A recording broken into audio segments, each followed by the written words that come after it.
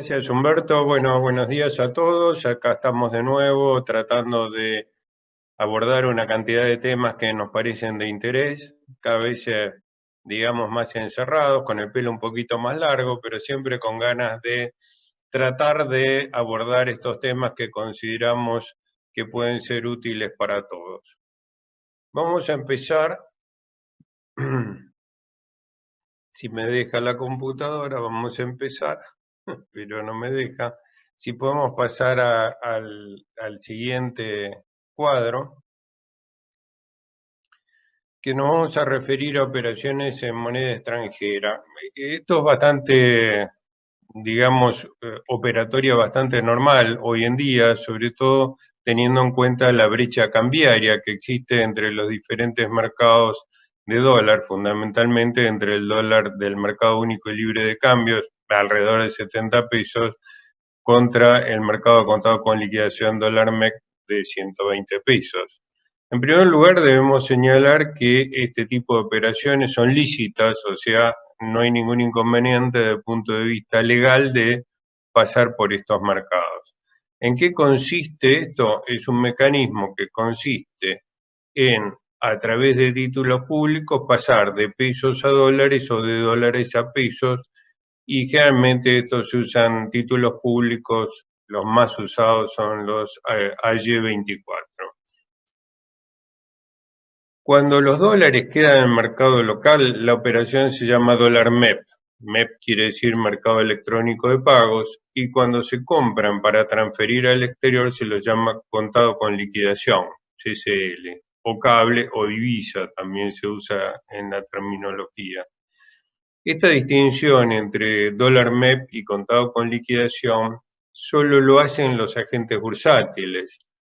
Y en los bancos esto va todo a la misma cuenta, quiere decir que tanto sirve contado con liquidación o MEP, porque para los bancos el retiro de billetes o la transferencia al exterior es posible en cualquiera de los dos casos con la única cuenta.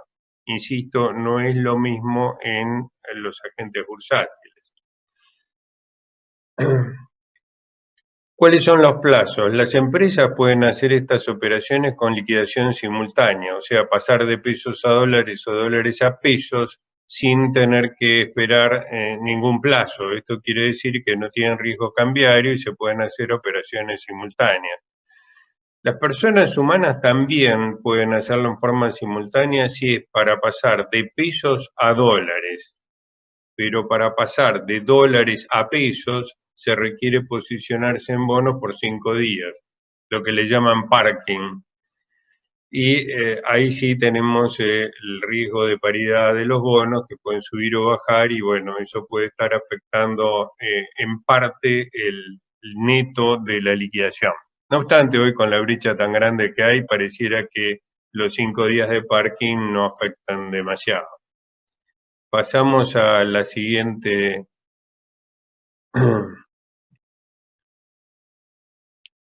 Que es ¿qué hacemos con la brecha cambiaria entre 170 pesos y 120? Para las empresas, cuando se pasa de dólares a pesos, se produce una utilidad grabada con el impuesto. Acá no tenemos discusiones. Ahora, ¿qué pasa cuando se pasa de pesos a dólares? Se produce una importante pérdida y tenemos que analizar si esa pérdida es deducible o no, porque uno de los requisitos para la deducibilidad de la pérdida es que esté vinculado a la obtención, mantenimiento o conservación de la renta gravada. Entonces, pareciera que el mero hecho de comprar dólares para atesoramiento, por ejemplo, no puede generar una pérdida deducible. Tomemos un ejemplo extremo. Estamos próximos a cerrar ejercicio, compramos dólares, los pagamos 120 pesos por dólar y los valuamos a 70. Se genera automáticamente una pérdida de 50. ¿Por qué lo valuamos a 70? Porque es lo que dice la ley, la reglamentación, cómo se debe evaluar la moneda extranjera. Me permito pensar de que esta diferencia de cambio debe estar vinculada a la obtención de rentas grabadas para admitir su deducibilidad. En el caso de personas humanas, estas diferencias son una mezcla de diferencia de cambio y resultados en la compraventa de títulos. Y como ambas están exentas, en mi opinión, esto implicaría que se trata como rentas exentas no gravadas con el impuesto. Pasamos al tema siguiente, que es la comunicación del Banco Central 7001, y esto es empezar a poner limitaciones a el contado con liquidación. ¿Por qué? Fundamentalmente para restringir la demanda de dólares.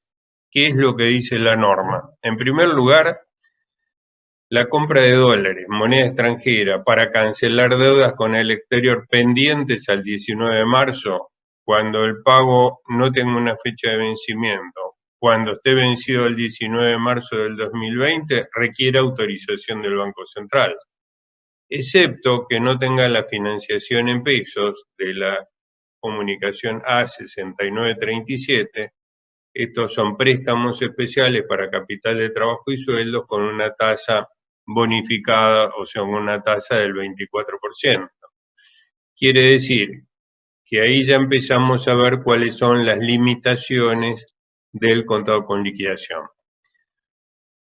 Y dos, los que tengan deudas en pesos de la comunicación A6937 no pueden pasar de bonos a dólares, moneda extranjera. En otras palabras, no se puede comprar dólares por MEP o contado con liquidación. Sí se puede hacer la operación inversa, o sea, se puede pasar de bonos a pesos, o sea, vender dólares por el MEP o contado con liquidación. No pueden transferir bonos al exterior, que es otra forma parecida a la anterior, digamos, y que también está limitada, que es comprar bonos, transferirlos al exterior y venderlos en el exterior contra moneda extranjera. Pasamos de tema. Esto también afecta a las personas humanas que están habilitadas a comprar $200 por mes. La cantidad es un poco exigua, pero para muchos es un tema importante. Y acá lo que dice la norma es cuando en los 30 días anteriores se hubiesen comprado dólares por MEP o contado con liquidación, entonces no se pueden comprar los $200. Y si se compran porque no se cumplió el primer requisito, hay que comprometerse a no comprar dólares en los 30 días siguientes. Falta una norma, por lo tanto, si en los últimos 30 días se han comprado dólares, ello no impide comprar MEP o contado con liquidación, por ser un tema no previsto. Seguimos.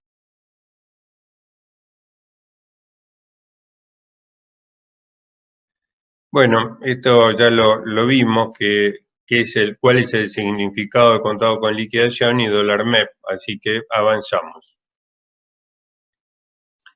Y acá vamos a entrar en un tema bastante complejo, que es el impuesto de igualación, cuándo va, cuándo no va y cuándo empezamos a pagar el impuesto del 7%.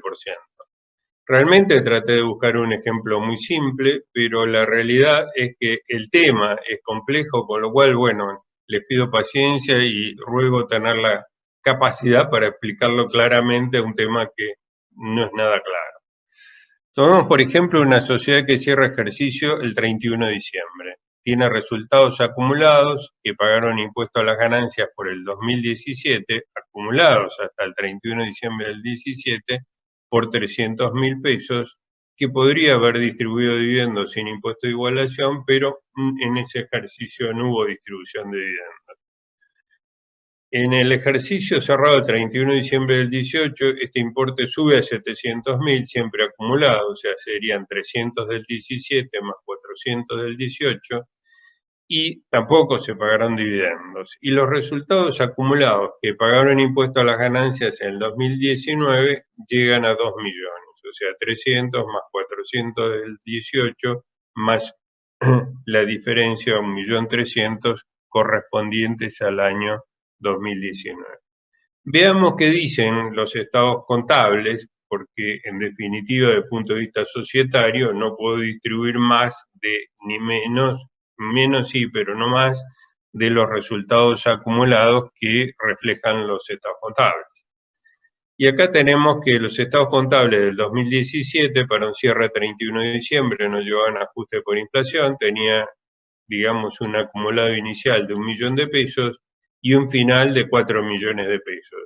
Que digamos, este sería el arranque, estos 4 millones de los resultados acumulados al 17 para ver si aplica o no aplica el impuesto de igualación, porque a partir de los ejercicios iniciados el 1 de enero del 2018 no rige más el impuesto de igualación, pero sí queda para los saldos pendientes a esa fecha.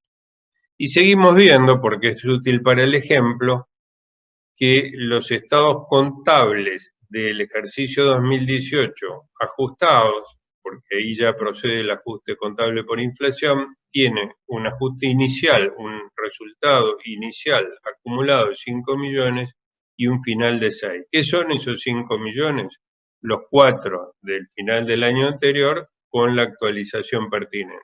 Y si tomamos 2019, tenemos 8 millones de inicial y 12 millones final. Avancemos para ver cómo juegan todos estos números. Digamos que los resultados originados hasta el 31 de diciembre del 17 pueden dar lugar al impuesto de igualación.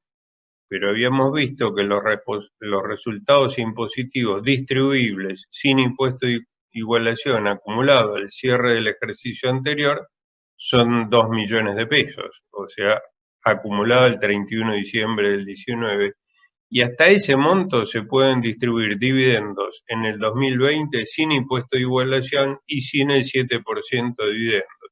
¿Por qué? Porque acá juega el decreto reglamentario 166, donde dice las ganancias a considerar incluirán las de los ejercicios iniciados con posterioridad a esa fecha. Analicemos la lógica de esto para decir, bueno, ¿está bien lo que dice el decreto reglamentario? Sí, está muy bien, pero ¿cuál es el fundamento? Cuando cerramos el ejercicio 31 de diciembre del 17, entre resultados contables y resultados impositivos podemos tener lo que se llama diferencias en el tiempo. Tomemos ejemplos, valuaciones de inventarios. Podemos tener una evaluación de inventarios menor en el impuesto a las ganancias y una mayor en los resultados en los estados contables. Ahora, ¿qué pasa? Esas son diferencias en el tiempo. ¿Por qué? Porque esa diferencia del 2017 se va revirtiendo a través de los años siguientes. Lo mismo pasa con deudores incobrables y una cantidad de temas que podemos decir generadores de ajuste en el tiempo. Ahora, si nosotros pagamos el impuesto del ejercicio 17 al 35%, y después al ejercicio siguiente o en los siguientes vamos a considerar sin la evolución posterior que tenemos que pagar por las distribuciones que exceden los resultados del 2017, el 35%, se produce una doble tributación, o sea, una confiscatoriedad. Y esto es lo que pretende solucionar el decreto reglamentario en su artículo 166. Por lo tanto, a los efectos de este cálculo, tenemos que ir sumando de cada ejercicio que estamos analizando los dividendos que podemos distribuir, el acumulado de los resultados impositivos de todos esos ejercicios. Por eso, si en el ejercicio que cierra el 31 de diciembre del 2020 se tienen resultados impositivos superiores a 2 millones, se pueden distribuir en el año del 2021 los resultados acumulados del 2007 y remanentes hasta 2 millones sin pagar el 35% ni el 7% por pertenecer a resultados acumulados al 2017. Recuerdan que teníamos en los estados contables una cifra final de 4 millones. Entonces distribuimos ya 2 millones porque nos permitía el resultado impositivo del 2019 y el resultado impositivo del 2020 nos permite distribuir el excedente. Ahora, ¿qué pasa con ese millón que quedó de diferencia por la revaluación entre el ejercicio cerrado en el 17 como final y el ejercicio que arranca en el 18 como inicial? Ese millón, si lo distribuimos, ese no está grabado tampoco ni con el 35 ni por el 7 por tratarse del revalúo de los resultados al 31 de diciembre del 17. Y acá debemos hacer notar que ese millón que estamos hablando, que si bien era millón a moneda del 18, se sigue revaluando, con lo cual ese revalúo nos va a permitir hacer esa distribución sin pagar el impuesto del 7%. Recién cuando se excedan todos estos parámetros va a proceder el 7%. Realmente busqué un ejemplo sencillo y ustedes verán que es recontra complicado tratar de explicarlo y tratar de entenderlo todo esto, así que bueno, será cuestión de que ustedes con paciencia vayan revisando todo esto para ver si concuerdan o no. Pero esto hace pensar un poquito que hubiera sido mucho más razonable derogar lisa y llanamente el impuesto de igualación en lugar de mantenerlo a través de los ejercicios y simplemente evaluar hasta qué parte directamente no se pagaba nada y hasta qué parte recién arrancan los impuestos del 7%. Pasamos al tema siguiente, que es dividendos fictos. Y esto, bueno, lo hemos tratado en alguna reunión anterior y quiero insistir en este tema porque tiene bastante que ver con el tema anterior y además con temas realmente prácticos. ¿Por qué? Porque en las sociedades cerradas conviene que los socios retiren los excedentes de fondo, por supuesto excedentes que no se necesiten para el manejo empresario, hasta el límite de las utilidades distribuibles del ejercicio, ¿no? ¿Y por qué? Porque en la sociedad el mantenimiento de esos resultados producen rentas grabadas y en las personas humanas pueden ser rentas exentas. Bueno, todo esto que estamos hablando de dividendos tiene algunas limitaciones, porque las empresas que están teniendo los beneficios de las ATP no pueden distribuir dividendos, pero hay una cantidad de empresas que están fuera, en general explotaciones agropecuarias que sí pueden hacerlo y por lo tanto todo este tema es interesante. Si bien estos dividendos fictos se ven afectados por el ajuste por inflación impositivo, dado que los saldos de los socios no son activo computable en el ajuste dinámico y los retiros realizados durante el año generan ajuste dinámico, todo esto se ve licuado totalmente por la imputación de los ajustes por inflación en tercios o en sextos, según corresponda, y a través de la inflación, como estos tercios o sextos no se actualizan, realmente el impacto es muy menor teniendo en cuenta las ventajas de ampararse dentro de lo que sería dividendos fictos. Digamos, para sintetizar, que si los socios necesitan retirar fondos durante el ejercicio, esta alternativa es muy superadora comparando la posibilidad de intereses presuntos. También podemos aplicar todo esto de dividendos fictos en el ejemplo anterior, con lo cual se anticiparía todos los efectos que estuvimos hablando en un ejercicio, pero siempre teniendo en cuenta todas las limitaciones que hemos señalado. Pasamos a otro tema, que son los temas especiales del ajuste por inflación. Acá mi idea no es hacer una explicación de cómo se hace el ajuste por inflación, sino simplemente ir tratando aspectos que yo diría son de preocupación en el momento actual. El primero es si proceden o no las actualizaciones. ¿Por qué? Porque eso está dependiendo cuál sea la interpretación del artículo 93 de la Ley de Impuesto a las Ganancias. Y vamos a ir muy puntillosos con este tema y vamos a tratar de llevarlo a fondo. ¿Por qué? El primer párrafo dice: las actualizaciones previstas en esta ley se practicarán conforme lo establecido en el artículo 39 de la ley 24073. ¿Qué dice este artículo? Dice que a los fines de las actualizaciones de valores previstas en la ley 11683, o sea, la ley de procedimiento, y en las normas de los tributos regidos por la misma, o sea, incluye impuesto a las ganancias, deberán en todos los casos tomar como límite máximo las variaciones operadas hasta el mes de marzo de 1992 inclusive.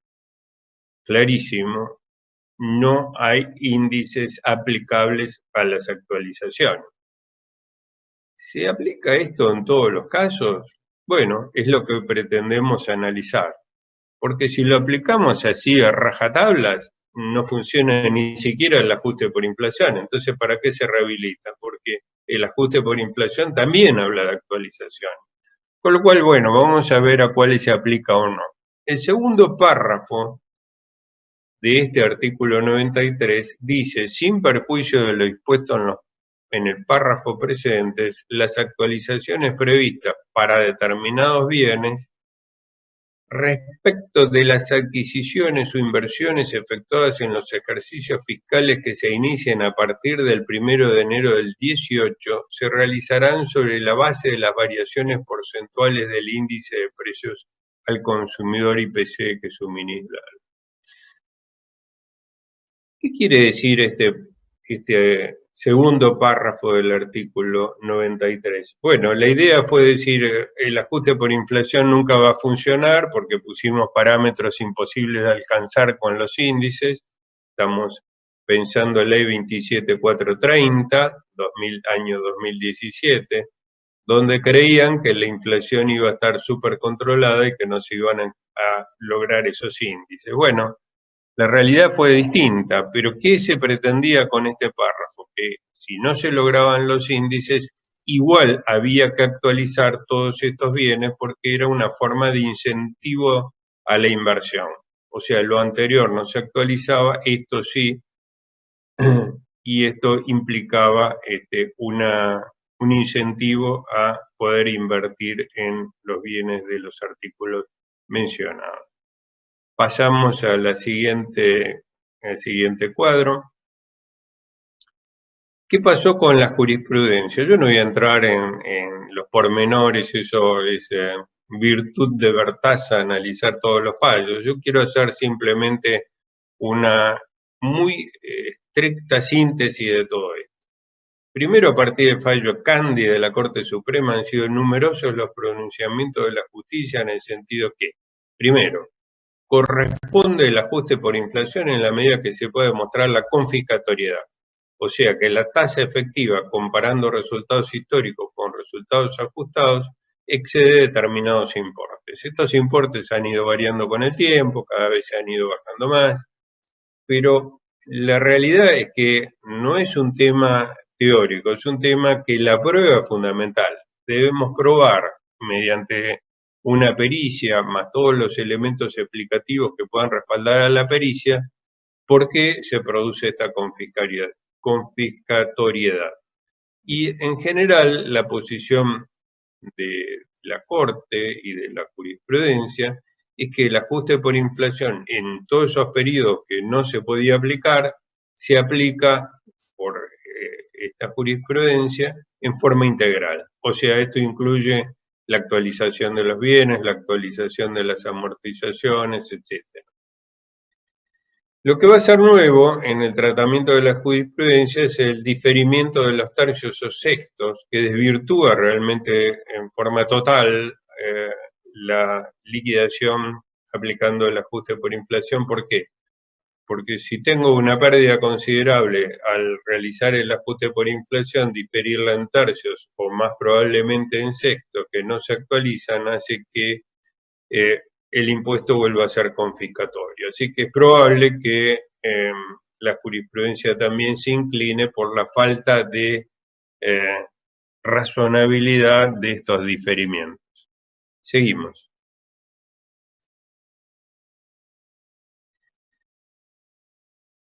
Y vamos a empezar a enumerar temas que están pendientes de reglamentación. Vamos a arrancar con la actualización de los quebrantos impositivos. Para la FIP no procede la actualización de los quebrantos, limitándose a sostener que, por aplicación del primer párrafo del artículo 93, la actualización se encuentra suspendida. La verdad, un argumento demasiado pobre. La Corte ha tratado el tema de la actualización de los quebrantos y no ha permitido la actualización por considerar que no hay confiscatoriedad sobre los argumentos de que si hay pérdida no hay tributo a ingresar y por lo tanto no se puede comparar con la renta agravada. Yo creo que ninguna de estas interpretaciones es razonable. La de la FIP por falta de argumentación y de sentido común, y lo de la Corte porque se limitó, digamos, a analizar qué pasa en el ejercicio de la pérdida. En realidad, lo que debemos analizar es cuándo voy a utilizar esa pérdida. Sobre todo si son inversiones de largo plazo. Pensemos, no sé, en minería, en industria, en petróleo, donde lo normal es que se hagan inversiones significativas en los primeros periodos que se van a ir recuperando a través del tiempo. Es muy difícil que este tipo de empresas arranquen exitosamente. En general puede pasar con cualquier tipo de empresa, pero es más notorio en estas de capital intensivo y que se van a ir recuperando a través del tiempo. Ahora, realizar una inversión hoy, que supongamos se va a ir recuperando a través de los años y esa pérdida que la puedo transferir 5 años va sin actualizar, me parece que es estar fuera de la realidad, fuera de considerar cómo debe funcionar lo que se llama moneda constante. Sigamos.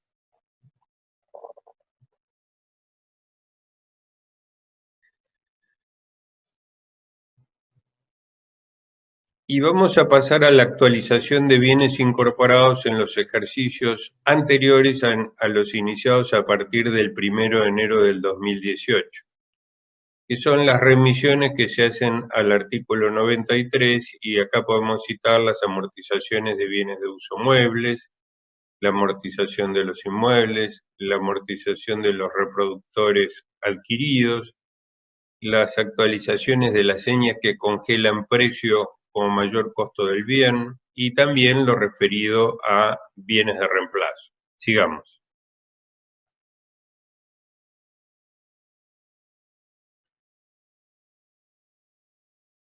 El tema es que la ley es clara y procede el ajuste por inflación.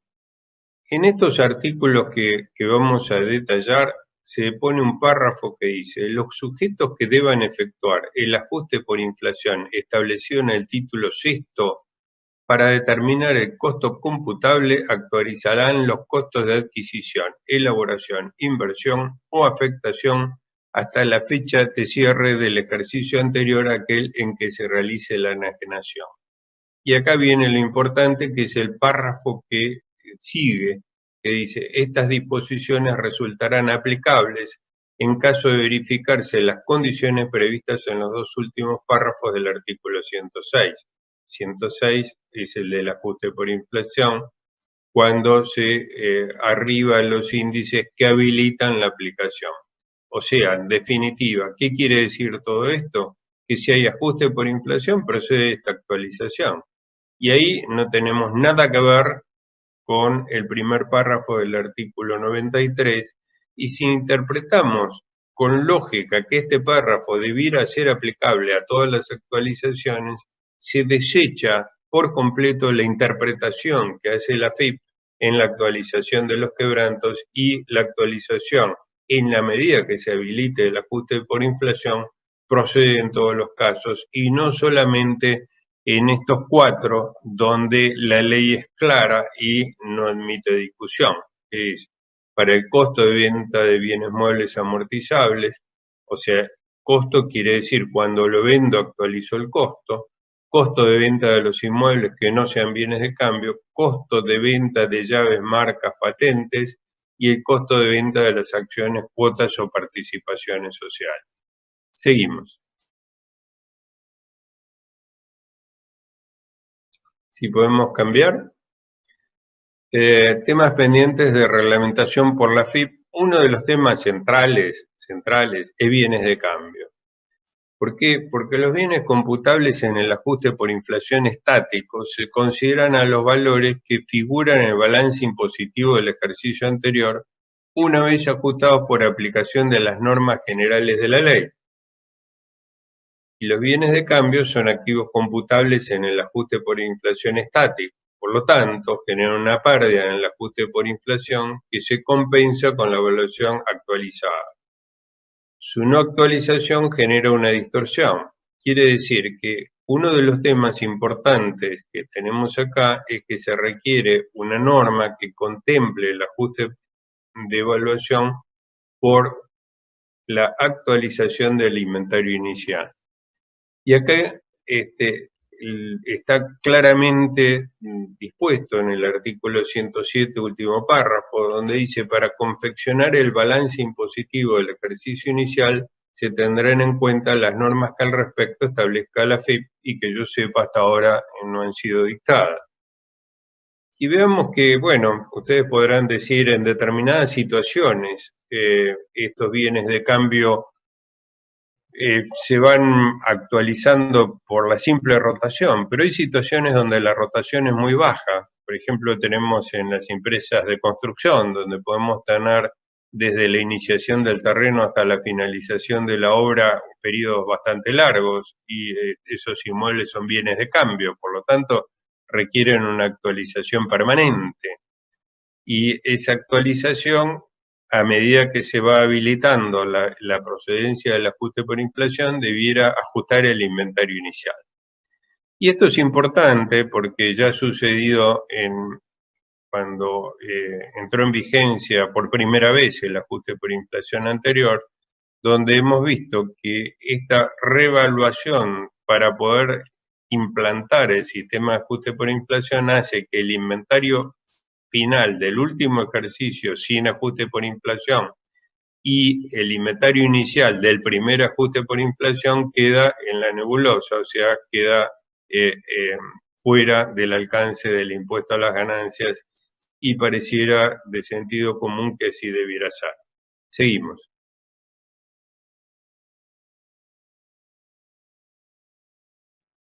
Y esto que estamos hablando para bienes de cambio alcanza a varios artículos, la evaluación propiamente de los bienes de cambio, artículo 56, valuación de Hacienda 57, especialmente vientres y Hacienda de cría en zona marginal.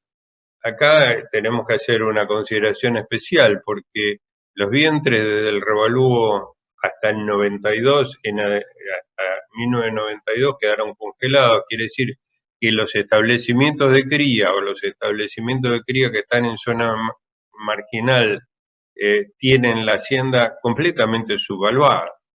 Digamos que podemos estar hablando de valores de 25 pesos una vaca, con lo cual aplicar el ajuste por inflación sobre 25 pesos pareciera no razonable y requeriría la actualización del inventario inicial desde que se suspendieron los índices o desde la iniciación de la determinación de esos precios fijos en vientre, zona central, o en toda la hacienda en zona marginal.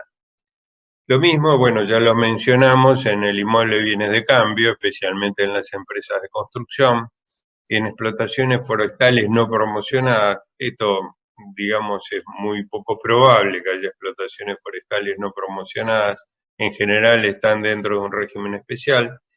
Y finalmente, minas, canteras y bosques del artículo 78 de su decreto reglamentario. Seguimos.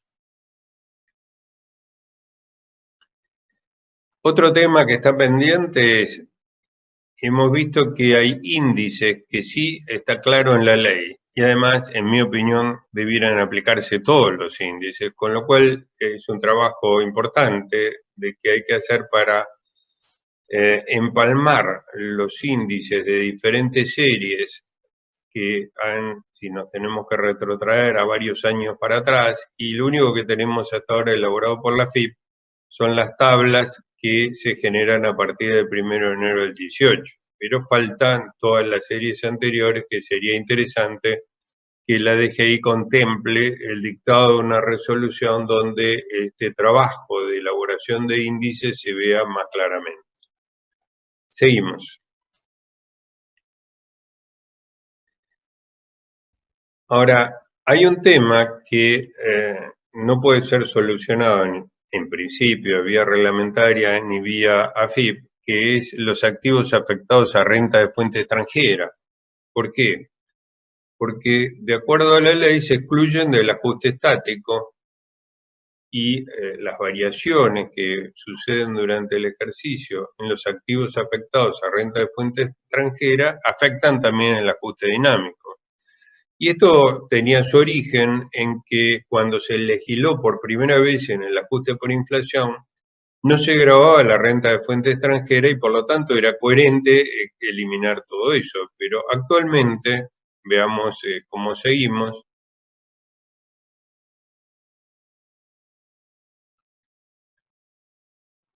tenemos dos situaciones distintas con los activos en el exterior. La primera, cuentas corrientes y plazos fijos en el exterior, ¿no? Donde las cuentas corrientes y plazo fijo se miden en pesos, con lo cual se generan diferencias de cambio e intereses grabados. Y al ser excluidos del estático se genera un resultado ilógico en el ajuste por inflación. O sea, no tenemos ajuste por inflación y grabamos los resultados que están fuertemente incididos por inflación, con lo cual acá estaríamos hablando nuevamente de confiscatoriedad.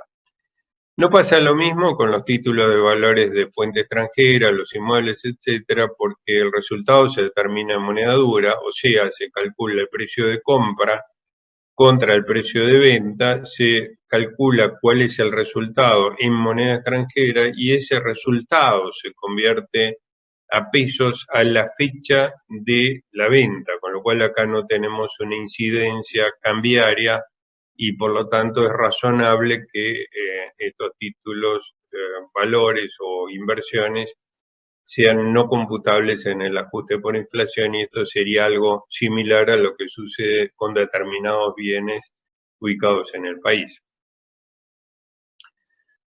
Seguimos, por favor.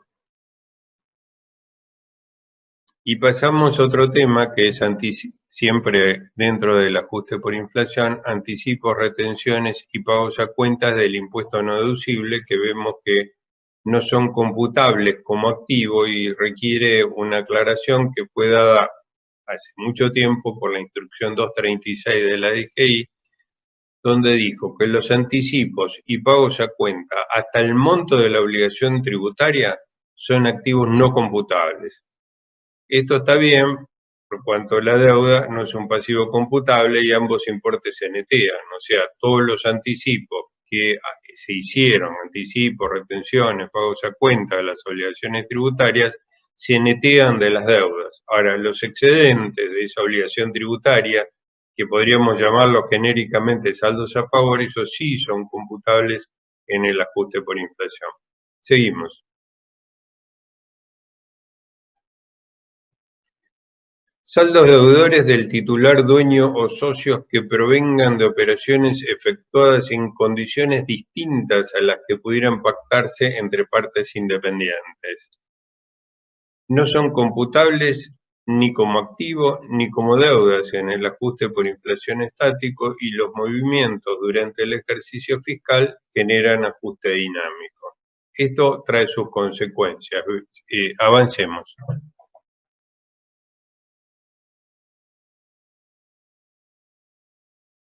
Y vamos a ver que estos resultados resultan castigados por todas partes. ¿Por qué? Porque para los sujetos del artículo 73, o sea, para empresas, se presume que es un dividendo o utilidad asimilable hasta el monto de las utilidades acumuladas en el ejercicio anterior y las del ejercicio en curso, cosa que ya hemos visto en el ejemplo de dividendos fictos. Y en este supuesto es razonable que se excluya este saldo como activo computable por cuanto se asimila a un dividendo y por lo tanto ese dividendo ficto forme parte del ajuste por inflación.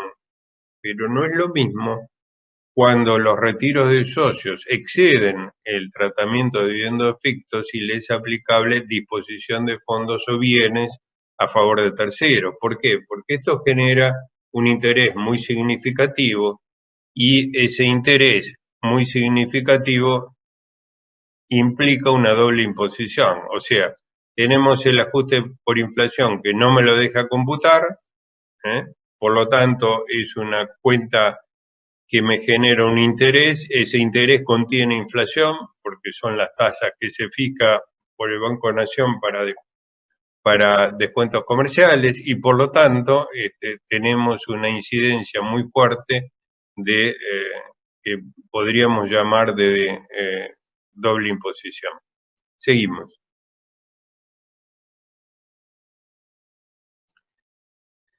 Y bueno, para ir finalizando con los temas, el tratamiento impositivo de los ATP.